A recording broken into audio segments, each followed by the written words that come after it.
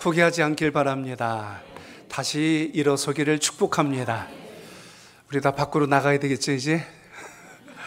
하나님 주신 영광과 은혜가 여러분 마음속에 또 한 번 도전되고 일어나는 역사가 있기를 축복합니다. 우리 좌우 계신 분 한번 같이 인사를 나눕니다. 주님의 은혜로 크게 잘 되실 겁니다. 크게 잘 되실 것입니다. 아멘. 인생의 길은 사람이 평가할 수 없습니다. 오늘 내 모습이 내 인생의 마침표가 아니라는 걸 기억하시고 다시 주님의 말씀으로 새 힘을 얻어서 일어나 주를 향할 수 있는 여러분의 신앙과 결단이 있기를 축복합니다.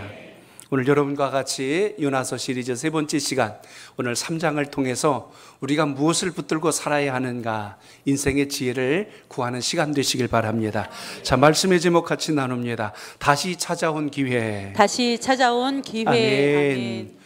우린 지난 2주간에 걸쳐서 요나서를 통한 중요한 주의 음성을 함께 나누었습니다. 그 중에 첫째는 하나님의 얼굴을 피하면 안 됩니다 라는 말씀을 첫 시간에 드렸습니다. 그리고 깊은 잠에 빠지면 안 됩니다 라는 말씀을 드렸고요. 지난 시간에는 사명이 있으면 생명도 있습니다.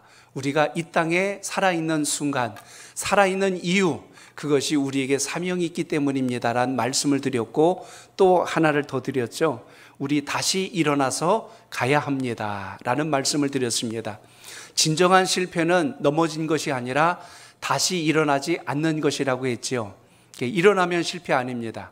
다시 일어나서 소망을 향해서 힘있게 가는 은혜가 여러분 간구 속에 있길 바랍니다. 혹시 경마장에 가보셨나요? 경마장 가보진 않으셨어도 말들이 경주하는 것을 TV 화면에서 보신 적이 있을 겁니다. 말들이 달릴 때 보시면 말 좌우에 가림대를 이렇게 붙여준 걸 여러분은 보신 적이 있을 겁니다. 차한대라고 하지요. 흔히 차한대라고 합니다. 이것은 말들이 경주를 할 때 관중들이나 다른 말들에 의해서 놀라서 뛰거나 두려워하지 않도록 앞만 볼 수 있도록 이 옆을 가려주는 것을 차한대라고 통상 우리가 이야기합니다. 그래서 말이 많이 놀라거나 두려워하는 말일수록 이 각도를 좁힌다고 그래요. 앞을 바짝 보며 갈 수 있도록 이렇게 합니다. 말의 시야가 통상 약 한 350도 정도 됩니다. 눈이 앞에 붙어 있는 게 아니고 옆에 붙어 있기 때문에 시야와 각도가 굉장히 넓어요. 거의 앞뒤 좌우를 다 볼 수 있을 정도의 시야입니다. 그렇기 때문에 앞을 향해서 집중하지 못하면 끝까지 경주할 수 없기 때문에 좌우를 가림대로 이렇게 가려주는 것이죠. 문득 그 글을 읽으면서 그런 생각을 했습니다. 우리 인생은 안 그럴까? 우리의 인생이 주님께서 보라 하신 것만 보고 주님께서 가라 하신 길을 가기 위해서는 우리의 영적 가림대가 필요한데 이게 없기 때문에 우리가 자꾸 우리의 시선을 세상으로 돌립니다.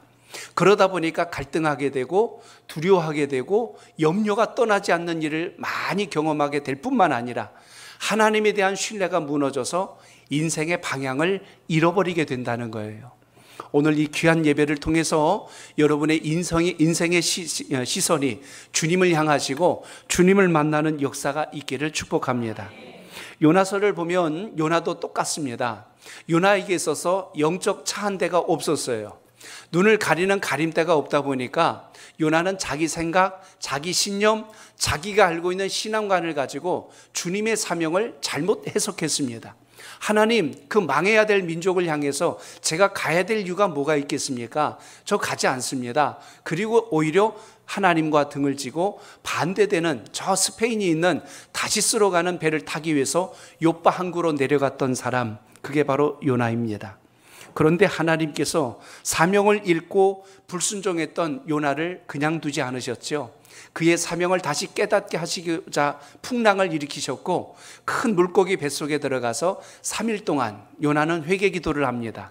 그리고 거기서 나온 후에 다시 하나님의 사명을 붙들고 약속의 땅을 향해서 복음을 전해야 될 땅을 향해서 전진하는 이야기가 오늘 3장의 말씀입니다. 오늘 3장 1절을 보니까 이렇게 시작을 해요. 3장 1절 봅니다. 시작. 여호와의 말씀이 두 번째로 요나에게 임하니라 이르시되. 아멘. 여기 보니까 두 번째로 요나에게 임하니라 라고 되어 있습니다. 여기 두 번째란 말은 다시라는 뜻과 동일하지요. 요나에게 또 한 번의 사명을 다시 준 겁니다. 전에는 실패했지만 이제는 실패하지 말고 다시 그 사명을 가지고 가라는 것입니다. 그래서 오늘 2절에도 보면 일어나 저 큰 성읍 니느웨로 가서 내가 내게 명령한 바를 그들에게 선포하라 하신지라. 오늘 3장 2절 말씀과 1장 2절 말씀이 똑같아요. 1장 2절에도 동일한 말씀이 증거되어 있는데 거기 보시면 너는 일어나 저 큰 성읍 니느웨로 가서 그것을 향하여 외치라. 그 악독이 내 앞에 상달되었음이니라 하시니라. 이렇게 되어 있습니다. 세 단어가 나와요. 하나는 일어나, 두 번째는 가서, 세 번째는 선포하라. 자, 한번 따라해 볼까요? 일어나, 가서, 선포하라. 이것이 요나가 받은 사명입니다. 요나만 받은 사명이 아니고 오늘 예배를 드리시는 저와 여러분들에게도 이 음성이 동일하게 임하고 있다는 것을 기억하시길 바랍니다. 주님은 오늘도 우리에게 말씀하시는 거예요. 일어나랍니다. 넘어진 자리에서 그대로 있지 말고, 거기서 슬퍼만 하고 있지 말고, 네 생각대로만 가지 말고 내가 너에게 약속한 걸 붙들고 이제는 가라. 그리고 가는 곳에서 끝나지 말고 그곳에서 나를 보이라. 하나님을 선포하래요. 하나님을 드러내랍니다. 여러분이 오늘 이 주일날 나와서 예배드리는 것으로 끝나면 진정한 그리스도인의 완성이 아니라 예배드린 걸 가지고 여러분의 가정에서, 직장에서, 사업장에서 각 곳곳에, 여러분 가는 곳에 하나님을 선포하라고 말씀하는 겁니다. 나는 크리스찬입니다. I am 크리스찬. 나는 그리스도인입니다. 나는 예수 그리스도를 따라 사는 하나님의 사람입니다. 이것이 자랑스럽게 증거되시길 바랍니다. 예수 믿는 것이 부끄럽고 예수 믿는 것이 수치스러운 것이 아니라 나는 그리스도로 사는 것이 너무나 기쁘고 감사합니다. 이렇게 당당하게 외칠 수 있는 은혜가 여러분 마음속에 있길 바랍니다. 그걸 못할 때 요나처럼 도망치는 거예요. 숨는 거예요. 깊이 잠들어 있는 겁니다. 예수 믿으면서도 안 믿는 척 하면서 그렇게 신앙하는 거예요. 오늘 그래서 예배로 끝나는 신앙 되지 마시고 오늘 요나와 같이 다시 그 주님을 만나서 일어나는 은혜가 있기를 바랍니다. 좀 전에 우리가 영상을 보셨지만 그 육상 선수가 그 만약 뛰다가 넘어져서 아이 창피해, 아이 부끄러워, 그리고 거기서 포기했다면 결승 끝까지 못 갔을 겁니다. 아마 그 마지막 순간까지 자신에게 있는 최선의 힘을 끝까지 포기하지 않고 하나님 말씀을 붙들고 달렸던 그 선수와 같이 우리도 인생의 낙오자가 아니라 끝을 책임져 주시는 하나님을 의지하고 경주할 수 있기를 축복합니다. 그러므로 오늘도 우린 주님 말씀 속에서 한 가지 분명한 것을 발견해야 됩니다. 인생은 넘어질지라도 하나님은 결코 우리 인생을 버리시거나 포기하지 않으신다는 겁니다. 요나가 불순종했을 때 하나님, 선지자가 너 하나뿐이냐? 그럼 관둬라. 그리고 아마 요나 버리고 다른 선지자를 보내실 수도 있었습니다. 그런데 하나님은 그 요나를 버리지 아니하셨고 포기하지 않으셨어요. 요나야, 다시 한번 가자. 그를 돌이키십니다. 풍랑과 물고기 뱃속은 요나를 골탕 먹이거나 또 힘들게 하거나 그를 죽이시려고 하신 것이 아니라 그를 사명의 자리로 돌아오게 하시려고 하시는 하나님의 깊은 뜻이 그 속에 있다는 사실입니다. 그렇기 때문에 하나님은 사랑의 하나님, 용서의 하나님, 자비의 하나님을 기억하시고 오늘 예배 속에 주님을 꼭 경험하시길 바랍니다. 우리 인생도 여러분, 용서를 받으며 성장하는 아이하고 용서를 받아보지 못하고 자란 아이는 성장하면서 인격에 큰 차이를 나타냅니다. 용서받고 그래도 자란 아이들 보십시오. 사랑 많이 받고 자라면요, 감성이 풍부해요. 베풀 줄 알고 돌아볼 줄 알고 품을 줄 아는 아이로 성장하게 됩니다. 그런데 용서를 받지 못하고 성장하게 되면요, 감성이 메말라 버립니다. 그러다 보니까 마음에 분노가 쌓이게 되고 그 분노는 미운 감정이 돼서 폭발하는 일들이 생긴다는 거죠. 그래서 항상 우리 주님을 만난 하나님의 사람들은 주님의 십자가 사랑을 꼭 경험할 수 있길 바랍니다. 하나님이 나를 이렇게 사랑해 주셨구나, 하나님이 나를 이렇게 품에 안아주셨구나, 이걸 알게 되면 세상이 달라 보입니다. 그리고 어떻게 살아야 될지를 안다는 사실이죠. 오늘 하나님은 요나를 쓸모없는 인간으로 낙인 찍지 않으셨습니다. 주님은 오늘 회개한 자에게 더 이상 죄를 추궁하지도 않으셨어요. 내가 어찌하여 내 명을 거역했단 말이냐 이러고 혼내지 않으셨다는 겁니다. 그가 죄를 짓기 이전이나 죄를 용서함 받기 이후나 그 어떤 상황에서도 동일하게 대하시는 주님의 모습을 보죠. 제가 첫 시간에 누가복음 15장 말씀과 오늘 요나서가 똑같습니다라는 말씀을 드렸어요. 거기 둘째 아들이 자기 몫을 미리 챙겨가지고 집을 나간 일이 있었지요. 그래서 큰 부자가 될 줄 알았습니다. 아버지가 살아있는데 유산을 미리 받는다는 건 당시에 아주 못된 후레자식입니다. 불효자지요. 돌에 맞아 죽을 짓 한 겁니다. 근데 그 자식이 돈을 다 낭비하고 거지가 돼서 돌아왔는데 아버지는 여전히 그 아들을 사랑하고 계신 거예요. 오늘 주님 말씀 보면 요나가 이렇게 불순종하고 주의 뜻을 거스렸는데도 불구하고 하나님은 그의 죄를 묻지도 아니하시고 다시 사명을 주시는 장면을 통해서 우리가 봐야 할 것은 하나님의 사랑은 정말 깊고 정말 끝이 없구나, 우리의 생각을 뛰어넘는구나, 이걸 발견하고 주님을 따르시길 바랍니다. 은혜를 아는 분들은 운동 경기 중에 이 권투 경기하고 레슬링 경기를 보면 저는 개인적으로 이렇게 생각합니다. 권투 경기가 훨씬 더 은혜롭다라는 생각을 가져요. 사실 권투 경기 보면 막 보기 힘듭니다. 막 뭐 5라운드, 뭐 15라운드까지 뛰면요 얼굴이 만신창이가 돼요. 피투성이가 돼요. 그러니까 아마 우리 여성분들은 굉장히 이 권투 경기 별로 안 좋아할 거예요. 근데 간혹 제가 봤어요. 막 때려 막 그런 분도 봤어요. 근데 그렇게 막 과격한 경기 같은데요, 그 경기의 특징 중에 하나가 뭐냐면 펀치에 맞아가지고 링에 쓰러지게 되면 카운터를 해요. 그걸 무려 10번이나 합니다. 1, 2 이렇게 해가지고 선수가 다시 정신을 차리고 기력을 차려서 다시 일어날 때까지 카운트를 해요. 다 일어나면 뛸 수 있겠냐고 다시 물어보죠. 할 수 있다고 그러면 그때 다시 경기를 연장합니다. 근데 레슬링 경기를 보면요 굉장히 인색합니다. 딱 3번만 해요. 1, 2, 3로 끝내요.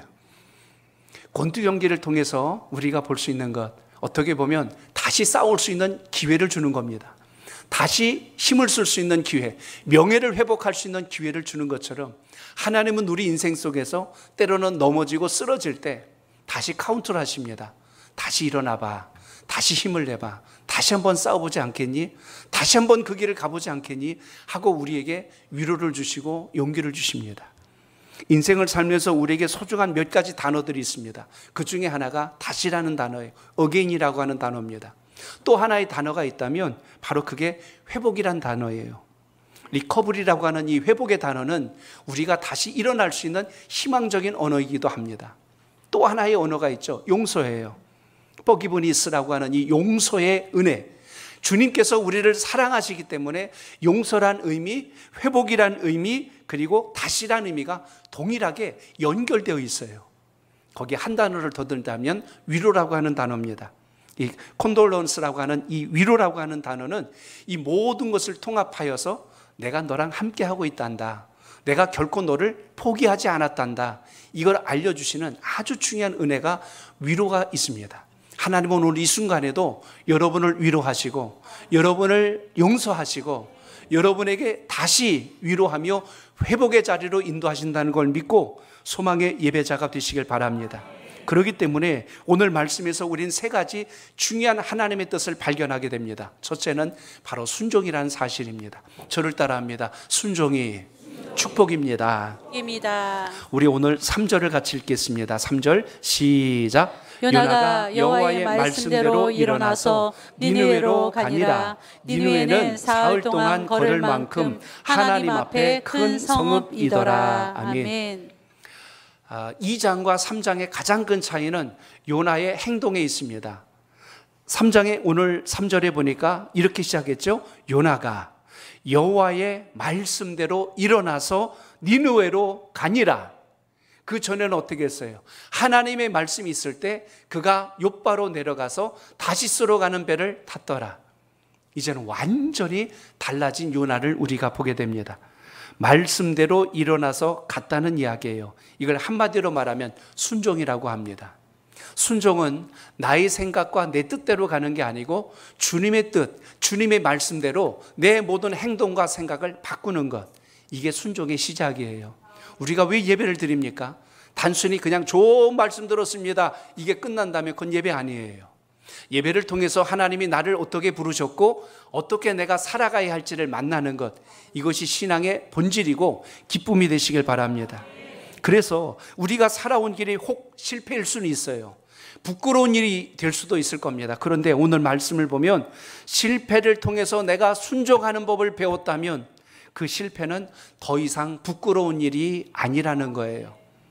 주님께서 보여주시는 길을 가고 있기 때문에 이제는 그 길이 부끄러움이 아니라 축복의 시작이 됐다는 것입니다. 오늘 주님 말씀을 잘 듣고 그대로 가시면 여러분의 인생길이 복된 길이라는 걸 잊지 않길 바랍니다. 그렇다고 해서 여러분 실패가 자랑스러운 건 아니에요. 내가 이렇게 실패했어 하고 이렇게 자랑하지는 않습니다. 그러나 실패 때문에 내가 바른 길을 갈 수 있는 방법을 발견했다면 그래서 그게 축복이라는 거예요. 옳은 길을 발견할 수 있는 지혜, 그게 순종을 통해서 있다는 것입니다. 그래서 오늘 순종이 축복인 이유는 내가 생각했던 것보다 더 좋은 길을 예비하신 하나님을 만날 수 있기 때문에 그래서 축복인 거예요. 왜 자꾸 순종하라고 그래요 하면서 우리는 불평스럽게 이야기하고 짜증 섞인 말로 이야기할 수 있어요. 근데 성경은 우리에게 말씀해 준 게 그겁니다. 순종하면 너가 생각했던 것보다, 내가 계획했던 것보다 더 크고 놀라운 것을 내가 준비해 줄 거야. 이걸 알게 하신다는 게 순종의 비밀입니다. 피터 허쉬가 썼던 책 중에 성공의 삶을 디자인하라라는 책이 있습니다. 거기에 나오는 한 에피소드를 좀 소개할까 해요. 미국 시골의 한 통나무집에서 살고 있던 몸이 약한 한 청년이 있었습니다.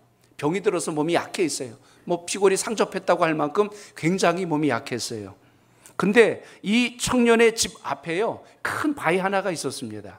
그래서 집을 갈 때마다 항상 그 바위가 늘 불편했어요. 몸도 약한 데다가 그걸 피해가는 것이 굉장히 버거웠습니다. 어느 날 그가 그것을 굉장히 힘들어하며 하루는 잠을 자는데 꿈속에서 하나님이 나타나셨어요.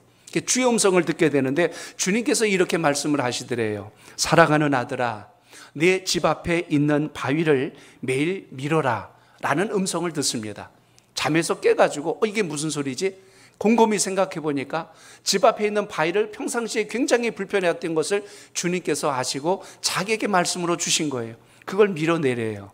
그러니까 이 청년이 그때부터 희망을 가졌어요. 하나님, 저에게 말씀해 주셨군요. 제가 순종하겠습니다. 그래서 그날부터 이 청년이 아침에 일어나면서 매일같이 그걸 밀기 시작을 한 거예요. 그러기를 무려 8개월을 했대요. 8개월을 그 바위를 민 겁니다. 그런데 8개월 동안 이 바위가 조금도 움직여지지 않은 거예요. 저 강원도 그 설악산에 가면 흔들바위가 있어요. 그 바위는요, 힘이 없는 애가 밀어도 끄적끄적하고 좀 움직여요. 근데 떨어지지는 않지요. 가끔 가다 그 소리 나옵니다. 울산 바위가 흔들 바위가 떨어졌습니다. 그런 소리 막 해요. 그래서 진짜 바위가 떨어졌대. 근데 흔들 바위 떨어진 적은 한 번도 없어요. 근데 움직이라도 하지. 이 바위는 8개월 동안 꿈쩍도 안 하고 그 자리에 있는 거예요. 그러니까 이 청년이요, 늘 그 자리에 있는 걸 보고 실망을 했어요. 하나님, 하나도 움직이지 않았네요.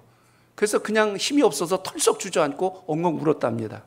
그런데 그 청년에게 그날 밤에 꿈에 또 하나님이 나타나셨어요. 사랑하는 아들아, 왜 그렇게 슬퍼하니? 하고 이렇게 하나님이 또 묻습니다. 대답을 했대요. 하나님 때문에 그렇습니다. 지난 8개월 동안 저는 희망을 가졌어요. 바위를 밀라고 하셔서 열심히 밀었는데 바위가 꿈쩍도 하질 않는 거예요. 하고 이렇게 슬퍼했습니다. 그때 하나님께서 이런 말씀을 주시더래요. 사랑하는 아들아, 나는 너에게 바위를 옮기라고 말한 적이 없단다. 그날 그냥 너는 바위를 밀기만 하면 될 뿐이야. 이제 너가 할 것은 밖에 나가서 거울로 너의 몸을 한번 보면 어떻겠니? 하고 이렇게 말씀을 하는 걸 그걸 듣게 됩니다. 그래서 잠에서 깨가지고 깜짝 놀라서 이게 무슨 말씀이지? 그리고 정말 거울 앞에 가서 자기 몸을 봤대요. 근데 8개월 전하고 8개월 후에 자기 몸의 변화를 느끼게 된 겁니다. 여러분도 헬스장 8개월 다녀보셨죠? 저는 한 달 다녀봤어요. 1년 끊고 한 달 다녀봤어요. 1년을 꿈꾸면서 아주 그냥 우락부락한 몸을 그리면서 했는데 한 달을 못 다니겠더라고요.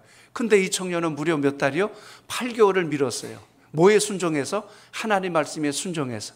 하나님이 그 바위를 옮기라고 하신 줄 알고 밀었던 거예요. 내가 주님이 말씀해 주신 것, 나는 너에게 바위를 옮기라고 한 적 없다. 밀라고 그랬지. 그리고 다시 몸을 봤더니요, 몸이 변해 있는 거예요. 그땐 병약해서 몸이 완전히 약거리고 골골거렸던 몸이었는데 이제는 몸이 좋아진 거예요. 주의 음성이 들립니다. 너는 지난 8개월 동안 그렇게 늘 콜록거리던 기침도 하지 않았지 않니? 매일 아침에 상쾌한 기분으로 일어났고 잠도 편하게 자지 않았더냐 하고 이런 주의 음성이 들리는 거예요. 그때서야 깨달았다는 겁니다. 아, 그렇구나. 내가 생각한 게 아니라 하나님은 분명한 계획을 가지고 나에게 순종을 요구하셨구나. 하나님의 계획이 뭐였죠? 바위 옮기는 게 아니라 내가 너를 강하게 할 거야. 내가 너를 건강하게 해줄 거야. 내가 너를 튼튼하게 해줄 거야. 병치레 하던 너의 몸을 바꿔줄 거야. 그게 하나님의 계획입니다. 근데 우리는 내 생각대로 가야 주님의 뜻인 줄로 할 때가 많다는 겁니다. 이야기를 잘 이해하고 여러분의 삶에 적용해 보세요. 순종이 뭐라고요? 내 뜻이 아니라 하나님의 말씀, 하나님의 계획에 철저히 순종하는 것, 그게 진정한 순종의 시작이다. 그러면 내가 생각했던 것보다 더 좋은 것으로 우리에게 보여주신다는 것이 주님의 뜻입니다. 엊그제 목요일 날 세계 성령 부흥협의회, 제가 수석해서 지도인으로 있는 그 단체 모임이 우리 교회에서 있었습니다. 우리 성도 여러분들이 참 열심히 봉사해주고 섬겨주셔서 오신 목사님들이 정말 감동을 받고 은혜로운 시간이었다고 고백해 주셨어요. 봉사팀의 성경이 정말 귀하고 감사한데, 그날 오신 목사님들 중에는 막 기도하시면서 울먹이신 목사님도 계셔요. 이 교회가 세워질 때까지 목사님, 사모님 얼마나 많이 수고하고 눈물을 흘리고 애쓰셨을까. 그걸 생각하니까 눈물이 나더래요. 끝나고 나중에 인사를 하신데도 목이 메셔가지고 목사님, 사모님 얼마나 애쓰셨어요 하고, 그분은 고생을 하시는 분이에요. 목회를 하시면서 경험한 걸 이야기하시는 거예요. 얼마나 힘드셨어요 하고 그것을 이렇게 말씀해 주시더라고요. 그날 제가 말씀을 전할 때 마태복음 6장 24절 말씀, 16장 24절 말씀을 드렸는데 여러분 한번 같이 읽어볼까요? 시작. 이에 예수께서 제자들에게 이르시되 누구든지 나를 따라오려거든 자기를 부인하고 자기 십자가를 지고 나를 따를 것이니라. 아멘. 이 말씀에 보면 예수님의 제자로 가는 길이 어떤 길인지 우리에게 말씀한 게 세 가지가 나옵니다. 첫째가 뭐냐면 자기를 부인하고, 이 부인한다는 것은 하나님 말씀에 철저히 순종하고 따라가는 걸 말씀합니다. 나를 부인한다는 것, 내 생각, 내가 가지고 있는 계획, 내 뜻대로 가는 게 아니고 주님의 계획과 섭리를 따라서 가는 것. 그러니까 여기서 나를 부인한다는 건 순종의 의미예요. 주님 앞에 순종하라는 이야기죠. 두 번째는 자기 십자가를 지고라는 말씀이 나옵니다. 자기 십자가를 진다는 말은 내게 주신 십자가를 지라는 거예요. 남과 비교하지 말고 내게 주신 십자가. 신앙하다 보면 자꾸 비교하다 넘어집니다. 저 집사님은, 저 권사님은, 저 장로님은 어찌 저리 복을 많이 받았을꼬, 왜 나는 저런 은사가 없고 저는 재능이 없을꼬. 그러고 맨날 하나님 주신 은혜는 기억도 안 하면서 슬퍼만 하는 거예요. 우울해하는 거예요. 낙심, 열등감, 비교의식은 결코 우리를 행복하게 하지 않습니다. 그래서 내가 너에게 준 십자가를 지고 가라. 하나님이 내게 주신 은사, 내게 주신 재능, 내게 주신 복을 가지고 가는 건데 그걸 안 하는 거예요. 그러다 보니까 신앙의 감격을 잃어버린다는 이야기입니다. 또 하나는 거기 보니까 나를 따를 것이니라는 말씀이 나옵니다. 자기 십자가를 지고 나를 따를 것이니라. 제가 이 나를 따른다는 말씀을 묵상하다가 뭐가 떠올랐냐면, 겨울에 하얗게 눈이 내린 길을 예수님이 걸어가는 모습을 떠올려 봤어요. 눈이 많이 왔을 때 눈 신발에 안 묶고 가는 법 아시죠? 차가 지나간 자리나 다른 사람이 밟은 자리에 딛고 가면 내 바지나 신발에 눈이 안 묻어요. 안전하게 갑니다. 아, 그렇다. 이게 주님을 따르는 거다. 제가 그 은혜를 제가 묵상하면서 얻은 거예요. 그렇다. 주님께서 가신 그 길을 그대로만 가도 우리가 순탄하게 하나님이 약속하신 길을 갈 수가 있는데, 우린 자꾸만 내가 만든 길로 가려고 그래요. 다른 길을 만들어요. 주님을 높이고 주님을 자랑하고 주님 뜻대로 가는 게 아니라 나를 드러내고 나를 자랑하고 내 생각만 이야기하려고 해요. 그럼 뭘 잃어버리냐면 인생의 방향을 잃어버리는 거예요. 열심히 뛰어다녔는데 내 발자국 남기다가 결국은 넘어지게 되는 거죠. 그래서 순종은 바로 그겁니다. 바로 오늘 말씀처럼 누구든지 나를 따라오려거든 자기를 부인하고 자기 십자가를 지고 나를 따를 것이니라. 온전히 순종하면 내가 생각하고 계획했던 것보다 더 좋은 것을 주시는 주님, 이 주님을 여러분 꼭 만나시길 바랍니다. 그래서 주님 계셔야 할 자리에 내 발자국을 남기니까 길을 잃어버려요. 오늘 다시 주님의 말씀을 통하여 요나가 왜 복을 받기 시작하고 쓰임 받기 시작하였는가? 사명의 자리로 돌아오고 말씀의 자리로 돌아오고 순종의 자리로 돌아왔더니 그가 존귀하게 쓰임 받았다는 사실입니다.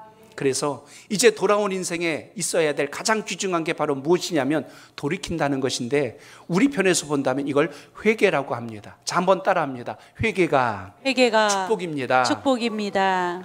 오늘 3절의 말씀을 우리 다시 읽어봅니다. 시작. 요나가 여호와의 말씀대로 일어나서 니느웨로 가니라. 니느웨는 사흘 동안 걸을 만큼 하나님 앞에 큰 성읍이더라. 아멘.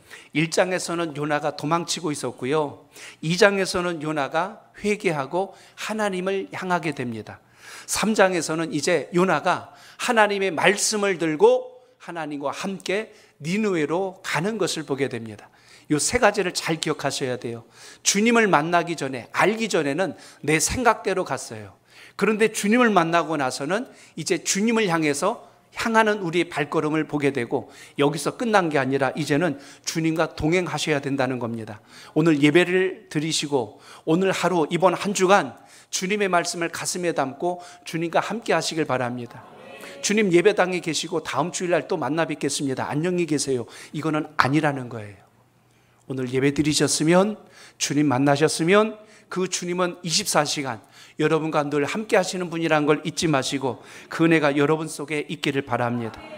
니느웨가 얼마나 큰 성읍이냐면 1장, 2장, 3장에서 계속 이야기하는 게 큰 성읍 니느웨 이렇게 이야기합니다.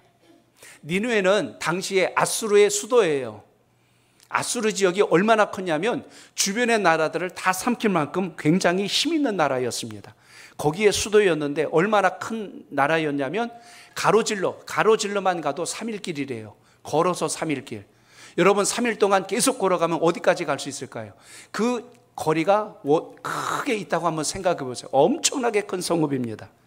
그런데 거기 가서 뭘 전하라고 했냐면 앞으로 40일 후에 이 니느웨가 무너질 것입니다. 그거 전하랍니다. 자, 니느웨가 어떤 나라예요? 작은 나라가 아니고 큰 민족입니다. 그 민족에 가서 이 나라가 번성할 겁니다 라고 그러면 옳은 말 했구만 소리 들을 수 있겠는데, 이 나라가 40일이 지나면 망합니다. 그거 전하라는 거예요. 쉽게 말하면 목숨 내놓고 가는 거예요. 죽을 일 하러 가는 겁니다. 근데 요나가 전에는 안 했는데 이제는 순종해요. 주님의 말씀을 순종합니다.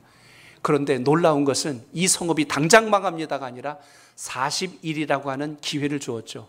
요나는 며칠의 기회를 얻었어요? 3일간의 회개를 통해서 변화받았는데 니느웨는 40일이라는 시간을 줍니다. 성경에는 40이라는 숫자가 여러 번 등장해요.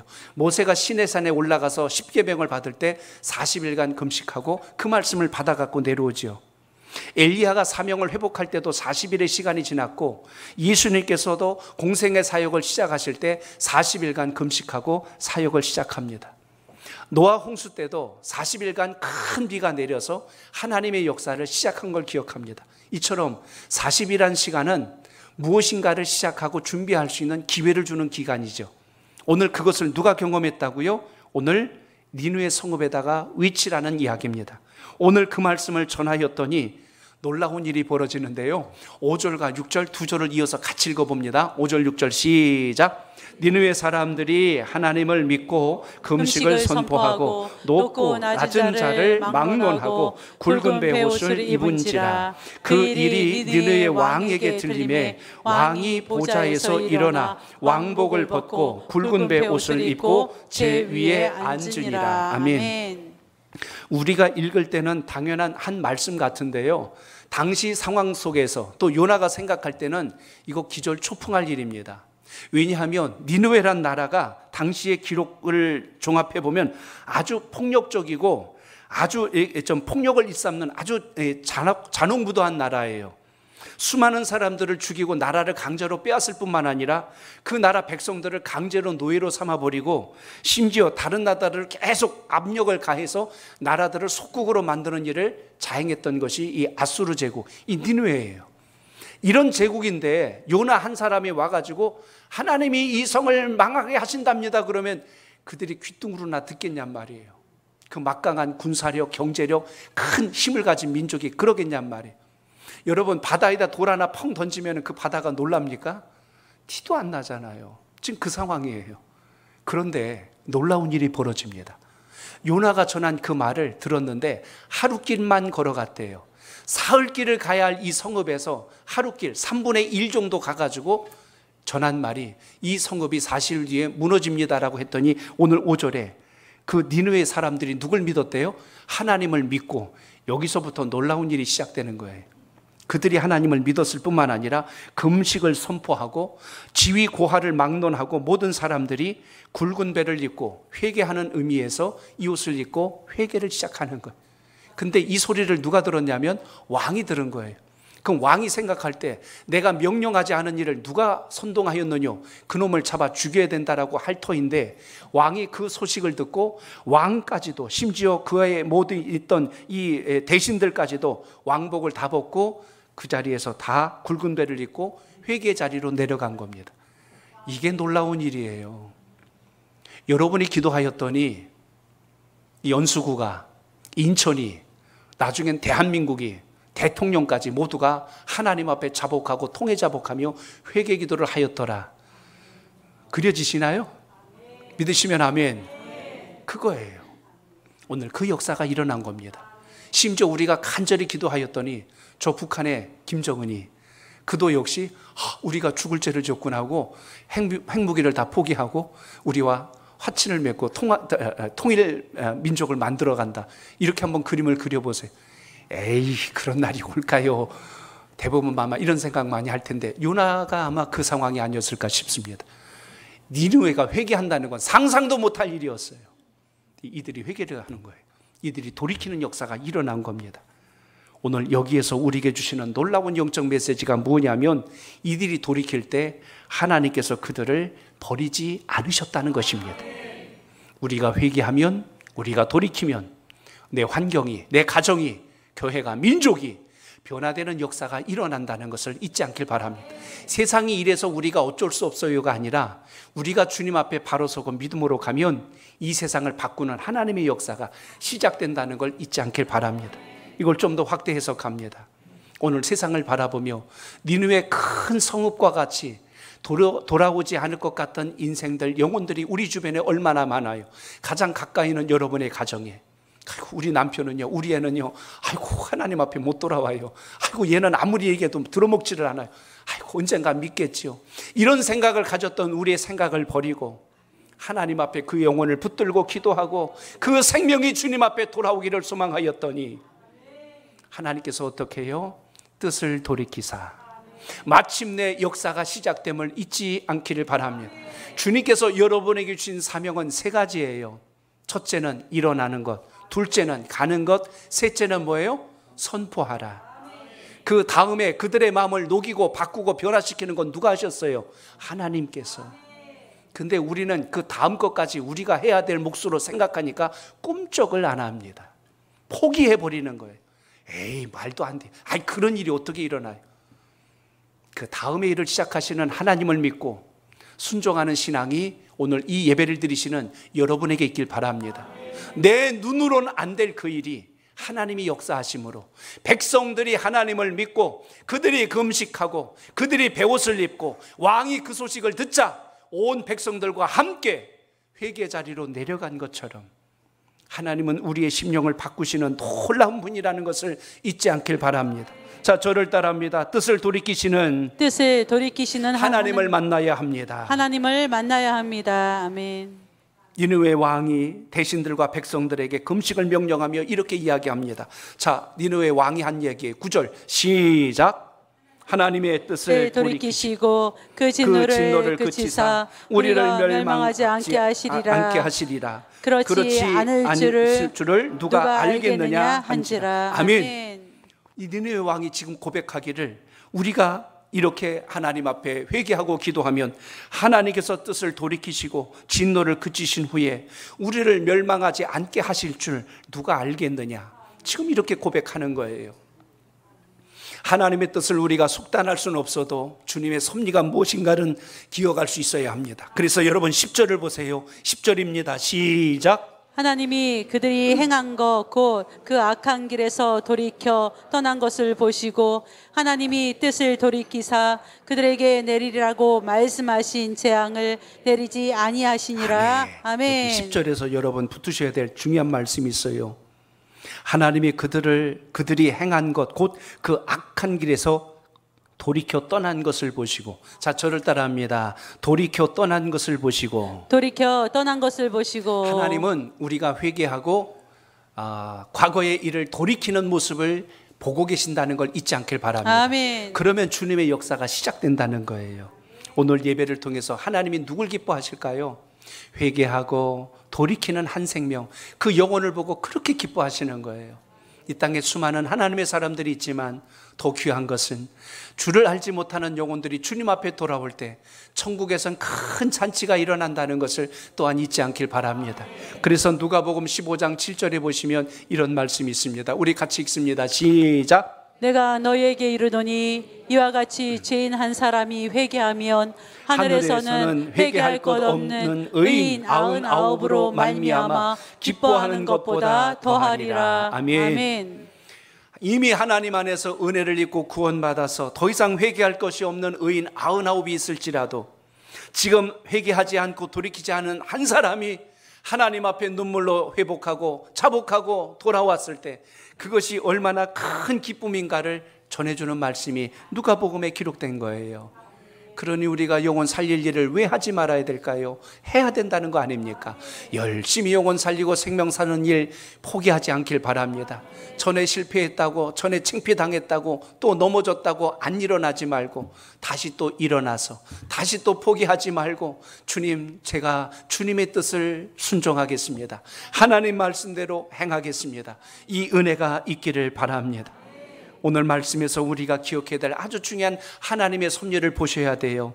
이방인이라 할지라도, 하나님을 모르는 백성이라 할지라도 하나님의 말씀을 믿고 그들이 진심으로 회개하니까 하나님은 어떻게 하셨어요?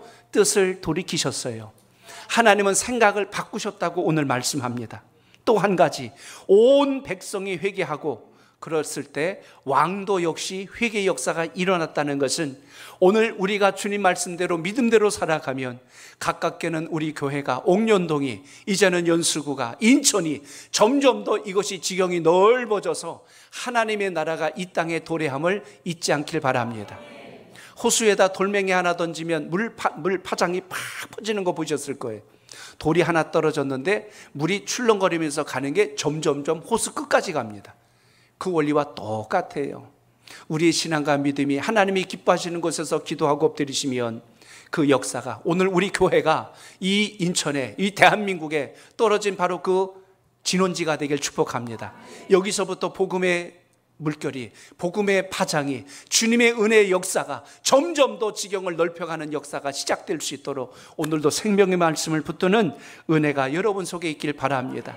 그럴 때 이 악한 자들의 손에서 불의함이 벗어지게 되고 하나님의 영광이 임한다는 사실입니다. 결국 오늘 이들의 손에서 악한 일이 떠났다고 8절이 이렇게 말씀을 하는 걸 봅니다. 자, 끝으로 8절 봅니다. 8절 시작. 사람이든지 짐승이든지 다 굵은 배 옷을 입을 것이요 힘써 하나님께 부르짖을 것이며 각기 악한 길과 손으로 행한 강포에서 떠날 것이라. 아멘. 아멘. 은혜를 입고 회개하니까, 돌이키니까 그들의 삶을 청산하고 바뀌어지는 걸 봅니다. 예수 믿고 옛날로 돌아가지 않길 바랍니다. 예수 믿었으면 여러분의 마음과 생각이 바뀌어져야 돼요. 달라져야 된다는 사실입니다. 요한복음 21장에 보면 베드로가 다시 물고기를 잡겠다고 갈릴리 바다로 내려가지요. 예수님이 십자가 사건으로 세상을 떠나게 되자 모든 게 끝난 줄 알고 갔지요. 그런데 부활하신 주님이 다시 베드로, 요한, 야고보 그들에게 나타납니다. 결국 오늘 나타나셨을 때 주님께서 그들에게 뭐라고 말씀했어요? 요한의 아들 시몬아, 너 나를 사랑하니? 주님이 질문합니다. 이 질문의 뜻 아시겠어요? 베드로야, 너 전에 나를 모른다고 그러지 않았더냐? 너 그래도 내 수제자니? 책망한 말씀이 아니라 너 지금도 나를 사랑하고 있느냐라는 그 질문 앞에 오늘 베드로가 대답을 합니다. 제가 주님을 사랑하는 줄 주님 아시지 않습니까? 정말 민망하고 부끄러워서 뭐라고 할 수 없을 때 주님이 이렇게 한 말씀을 더 하세요. 내 양을 먹이라 라고 말씀합니다. 이 말씀은 다시 너에게 준 사명을 이루어라. 주님은 용서하시고 또 뭘 줬어요? 사명까지 주셨습니다. 오늘 그 은혜가 여러분에게 있기를 주 이름으로 축복합니다. 오래전에 은퇴하신 어느 목사님의 글 중에 이런 이야기가 있는 걸 좀 인용하겠습니다. 목회를 다 마치시고 쓴 이제 자서전적인 글입니다. 목회를 하면서 저는 여러 성도들을 보았습니다. 집을 바치는 교인도 보았고 땅을 팔아 바치는 교인도 보았습니다. 전세금을 뽑아 하나님께 바친 성도들도 보았습니다. 심지어 피를 뽑아 팔아서 헌금하는 교인들도 보았습니다. 그런데 마지막 대목에 이런 말씀을 하는 거예요. 그런데 자기 성질을 뽑아 바친 교인은 한 사람도 못 보았습니다 라고 합니다. 자기 성질을 뽑아 바친 교인은 못 봤대요. 열심히 주를 위하여 봉사하고 헌신하고 충성하고 열심을 다하고 모든 것 다 드려 주님 사랑합니다 고백하는데 마지막 자기 속에 숨어있는 이 성질, 이 혈기, 이 성깔, 이거를 끝까지 포기하지 않고 있더라는 것입니다. 그래서 우리는 은혜를 입다가도 넘어지고 복을 입었다가도 실패하고 하나님 말씀대로 산다고 하면서도 쓰러지고 이게 계속 반복되고 있어요. 오늘 다시 우리 요나서를 보면서 내 속에 숨어있는 죄악이 나를 지배하지 않도록, 내 속에 숨어있는 이 악하고 불의한 모습이, 이 불의한 성격이 나를 삼키지 않도록 다시 생명의 말씀에 은혜를 구하는 지혜가 있기를 축복합니다. 아무리 좋은 설교 말씀을 듣고 아무리 은혜로운 간증을 들어도 내가 통곡하고 눈물의 회개를 드린다 할지라도 내 속에 숨어있는 이 죄악된 성격이 바뀌어지지 않으면 우리는 또 옛날로 또 돌아가는 거예요. 그래서 오늘 주님 앞에 변화되는 하나님의 사람의 결단이 이 예배를 통하여 주님 안에 있기를 축복합니다. 말도 앞으로 곧장 달려가려면 차 한 대를 대지 않아요? 가림대를 해주어야만이 앞으로 갑니다. 우리 인생도 마찬가지예요. 주님께서 주신 영적 가림대, 말씀과 은혜, 순종의 가림대로 잘 가리어서 세상의 마음 빼앗기지 말고 주님을 향해서 올곧게 달려감으로 승리하는 신앙과 믿음이 여러분의 믿음 되시길 축복합니다. 예수님 바라보지 않고 다른 것을 자꾸 바라보다 보니 인생의 길을 잃어버립니다. 주님 안에 있다가도 기쁨을 잃어버려요. 오늘 다시 귀한 예배를 통해서 여러분의 마음속에 복음의 비밀을 한 자로 승리하는 신앙이 있기를 축복합니다. 우리 기독교 신앙은요, 도 닦는 신앙이 아니에요. 도덕군자 만드는 신앙이 아니라 하나님 말씀 앞에 변화되어 주님 주신 사명 감당하라고 불러주신 믿음의 기림을 잊지 않길 바랍니다. 주님은 우리에게 말씀하십니다. 사랑하며 살라고, 용서하며 살라고, 그리고 복음 전하면서 살라고. 오늘 그 사랑의 은혜가, 용서의 은혜가 복음을 전하여 살려야 될 여러분의 영혼들이 주님 앞에 돌아오기까지 우리의 영적 시선을 주님께 잘 고정하시고 승리하여 마지막 목표 지점에서 우리 다 만날 수 있기를 주의 이름으로 축복합니다.